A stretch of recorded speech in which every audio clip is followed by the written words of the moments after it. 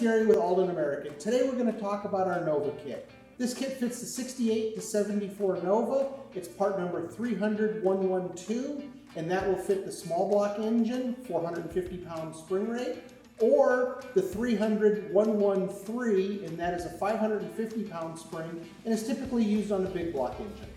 Both of these kits include front and rear. The front is a coilover. The rear is a replacement style shock that mounts off of the stock brackets. T-bars on the top, side post adapters on the bottom.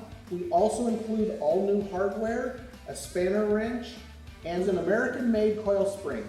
The large diameter will sit in your original spring pocket in the frame. The smaller diameter will sit on top of the spring seat on the shock. So on our compression adjustment knob, there's 6 points of adjustment. And the number 1 is at the 12 o'clock position, that is the softest setting. As you rotate the knob clockwise, it increases your dampening.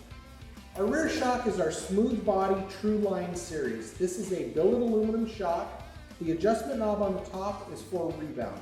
When the knob is in the full counterclockwise position, that is our softest setting. As you rotate the knob clockwise, it will increase your rebound dampening.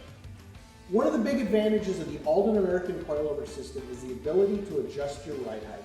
By moving the spring seat up or down will allow you to raise or lower your ride height. The adjustment range is about stock ride height to about a 2-inch drop. Because these cars are now 50+ years old, there's a lot of variations in the car, so that's why it's not an exact science.